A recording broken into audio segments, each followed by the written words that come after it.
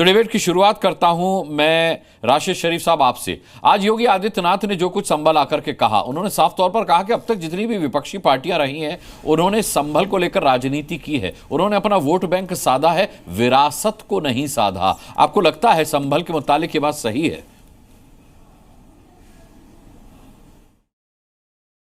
मुस्कान जी, बिल्कुल बात गलत है। शुरू से योगी जी का ट्रैक रिकॉर्ड यही रहा है कि बस हिंदू हिंदू हिंदू, बस संभल की बात करते हैं, अयोध्या की बात करते हैं, हिंदुओं की बात करते हैं। इस तरीके से सीएम को नहीं होना चाहिए सर। बीजेपी मतलब भारतीय जनता पार्टी।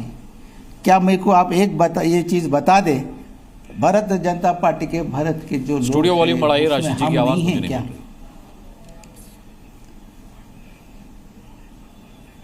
सर जी बोलिए। बीजेपी का मतलब है भारतीय जनता पार्टी, भारतीय जनता पार्टी। अब क्या भाई, ये मेरा सवाल ये है कि भारत की जनता में मुसलमान है या नहीं, ये चीज मेरे को बताना जरूरी है कि क्योंकि सर ये संभल से लेके अयोध्या से लेके इस तरीके से जो 11 साल नहीं, बिल्कुल शक है सर, बिल्कुल अयोध्या बिल्कुल शक है, बिल्कुल शक है। वही अयोध्या, ये हमारे योगी जी को बताइए, मुसलमानों के बारे में बात करिए, वही बताइए, मुसलमानों की कुछ फ्यूचर के बारे में बात करिए, मुसलमान के कुछ प्रोग्राम के लिए बात करिए। नहीं, अरे इस देश में जितने सरकारी प्रोग्राम है सब मुसलमानों के लिए भी तो है राशिद भाई, सब मुसलमानों के लिए भी तो है। सर यही बात लेके आके गुमराह कर रहे हैं सर। अरे यही मुस्कान जी, यही बात लेके गुमराह कर रहे हैं आप लोग। अभी सुन रहा था योगी साहब को कि सीधा सीधा ऐसे संभल की बात कर रहे हैं, हिंदुओं को जगाने की बात कर रहे हैं। हिंदू कब तक जगाते रहेंगे? अगर कुछ करो यार उनके लिए, जगाना सब जाग गए। इतनी कोशिश के बावजूद आज हिंदू मुसलमान को सलाम करता हूं मैं, आज भी इकट्ठा है, आज भी साथ है। इतनी कोशिश के बावजूद भी ना हिंदू अलग हुआ ना मुसलमान अलग हुआ। ये लोग की कोशिश आज जितने भी और कोशिश कर लिए, बिहार का इलेक्शन है ना सर, बिहार के इलेक्शन में फिर एक इशू होना, बिहार के इलेक्शन से फिर एक हिंदू मुसलमान होना ना।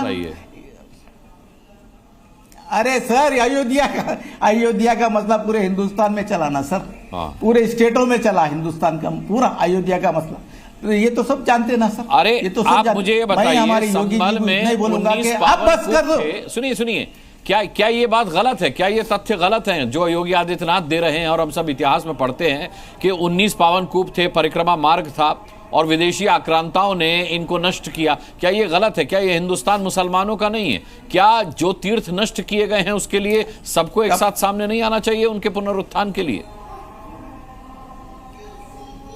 आना सर, पहले जो जी रहे यार उनके लिए सोचो, जो 140 करोड़ आवाम है हिंदुस्तान, उनके लिए सोचो। क्यों पीछे जाते जा रहे हैं? क्यों इसको किसमें इंटरेस्ट है सर? ये चीजों में ना हिंदू को है ना मुसलमान को है। आप चले जाते औरंगजेब के पास, आप चले जाते मुगल के पास, आप चले जाते टीपू सुल्तान। अरे किसको इंटरेस्ट है भाई? खत्म करो ये किस्से, ये खत्म करो मुस्कान जी, ये बस करो, बोल रहा हूं मैं ये आपको, बस करो। क्योंकि अब आने वाला दिन इतने तेजी से ये यूटर्न, जितने बीजेपी के एमपी है ऐसी तेजी से यूटर्न मारने वाले आप देखिए। अच्छा, ये लोगों का कोई धर्म नहीं, ये लोगों का कोई खाली पावर से इनका ताल्लुक है और कुछ नहीं सर, और कुछ नहीं, सिर्फ हिंदू मुसलमान को भटकाने की फिर एक नई कोशिश बोलूंगा मैं इसको। योगी जी आप सीएम हैं, 24 करोड़ लोग आपके यूपी में रहते हैं, सबके बारे में सोचो। बार बार ये उंगलियां करने की आदत अच्छी नहीं है सर, अच्छी नहीं, आपको अच्छा नहीं दिखता, आप सीएम है। अरे कैसी भाषा, आपको ये शोभा नहीं देता ये हिंदू मुसलमान करना है तो सबके बारे में करो। योगी तथ्यों पर बात कर रहे हैं भाई, जो भी तथ्य उन्होंने दिए हैं, बिल्कुल उसमें से गलत क्या है ये बताइए। अच्छा, अरे कई का तकते हैं सर, अरे बताओ ना सर, बेरोजगारी पे बताओ, कितने यूपी में बेरोजगार है वो भी एक डाटा बताओ जरा आप, उसमें मेरे को। हाँ, ये अगर इस तरीके से अगर योगी जी बात करेंगे तो मैं तो उनको सलाम करूंगा। ये पीछे कब तक जाएंगे सर? धार्मिक भावनाओं का मुद्दा अलग है, बेरोजगारी की अगर बात करेंगे तो फिर बेरोजगारी के आंकड़े अलग हैं। धार्मिक करते रहेंगे सर। अब अगर हम धार्मिक मान्यताओं की बात करेंगे तो धार्मिक से जोड़ना ठीक नहीं है। राशिद शरीफ आप भी जानते हैं, जब आपकी धार्मिक मान्यताओं की बात आती है तो आप सिर्फ धार्मिक मान्यताओं की बात करते हैं। हाँ नहीं मुस्कान जी, अब मेरी बाबरी मस्जिद चले गई, क्या मैं वही रोना रोते रहूं जिंदगी तमाम? मस्जिद आपकी चली गई, किसने कहा? मैं वही रोना रोते रहूं? मैं बोल रहा हूँ सर, मैं देखा ना, मेरी जिंदगी में बाबरी मस्जिद 92 में टूटी, मेरी जिंदगी में ऐसे कोर्ट के जजमेंट आए, मेरी जिंदगी में है सब ये अयोध्या मंदिर तैयार हुआ, ये सब मेरी जिंदगी में अपने आंखों से देखा ना सर। क्या मैं उसको विवादित नहीं, सब ये गलत बात, ये मुस्कान जी, ये बात, ये गलत बात सर, ये गलत बात है। विवादित ढांचा नहीं था वो, बिल्कुल। आप वहां पे नमाज होती थी, सब होती थी। नहीं सर, अगर मैं बाबरी मस्जिद पे रोते रहा तो कब तक रोते रहूं? क्या मैं आगे नहीं जाना? अच्छा, क्या मैं अपने नस्ल को यही बताना, यही बताते रहते रहना? प्रेम शुक्ला बाबरी मस्जिद का उदाहरण बिल्कुल गलत है सर, बिल्कुल गलत। हमारी बाबरी मस्जिद खत्म हो गई, हम कब तक उसका रोना लेकर के बैठेंगे? अगर संभल में आपके कुछ धार्मिक प्रतीक खत्म हो गए हैं तो आप भी रोना छोड़िए, उसका आगे बढ़िए। मुझे कृपा करके बताइए कि मस्जिद बाबर के नाम पे कैसे हो गई? बाबर कोई इनका पैगंबर था? बाबर कोई पीर था? बाबर एक लुटेरा था, और लुटेरे ने एक वहां पर राम मंदिर का ध्वंस करके एक कलंकित ढांचा खड़ा किया था। उस कलंकित ढांचे में शूकर की प्रतिमा थी। किसी मस्जिद में खिंजीर की प्रतिमा हो सकती है क्या? शूकर की प्रतिमा हो सकती है क्या? और मैंने खुद अपनी आंखों से देखा है 1991 में, 1990 में, 6 दिसंबर 1992 को उस कलंकित ढांचे का ध्वंस देखने का सुख जिन चंद आंखों को मिला है, उसमें से 2 आंखें मेरी भी हैं। और उस जगह पर भव्य दिव्य राम मंदिर का निर्माण होना भारत के सांस्कृतिक पुनरोदय का जो है प्रतिष्ठान है। उस पर इनको पीड़ा क्यों हो रही है? ये बाबर के कौन लगते हैं? इनसे पूछिए। बाबर इनका पूर्वज है। इनके पूर्वज उज्बेकिस्तान के गुलाम थे। इनके पूर्वज मंगोलों की संतानें थे क्या? मंगोलों और उज्बेकों की औरत संतानें मुगल हुई, यही इतिहास है।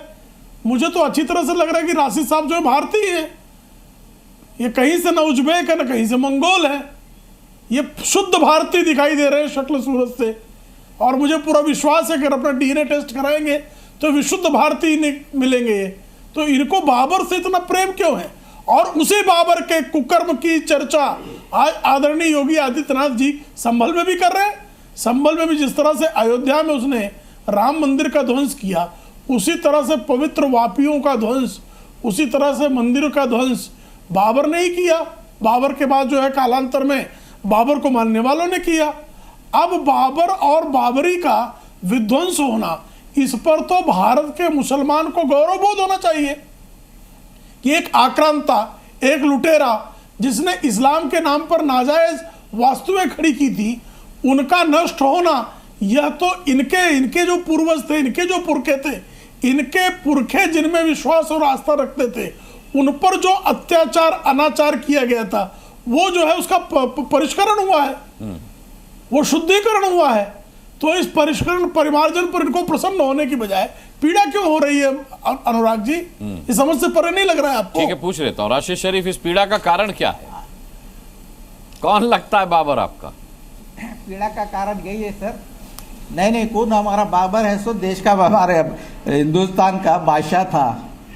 अरे सर, विनोद जी को चलो बोलो ना, ताजमहल को बाबर की औलादी बनाई सो है ना, वो भी लाल किले को ये 26 जनवरी 15 अगस्त को जो झंडे चढ़ा रहे, रोको ना उसको, दम है तो वो भी बाबर की औलादी बनाई ना। खाली बाबर बाबर बाबर क्या कर रहे बाबा? हाँ, रोके तो पूरा नफरत होना तो मुगल से पूरी होना। ये ऐसी दीवानी नफरत, बैगन की नफरत नहीं होना तो पूरी होना नफरत। नहीं, मुस्कान जी आप स्वीकार रहे हैं। अरे सर, मुगलों की औलाद तो आप है मुगलों की औलाद। आप बाबर से नफरत, आपको शाहजहां से प्यार, मुगलों की हो, बाबर से नफरत आपको, औरंगजेब से प्यार, बाबा से नफरत आपको, लाल किले से प्यार, आपको कुतुब मीनार से प्यार, आपको ताजमहल से प्यार, आपको चार मीनार से प्यार, आपको ये कुतुब मीनार भी जो है ढांचा है से प्यार सिर्फ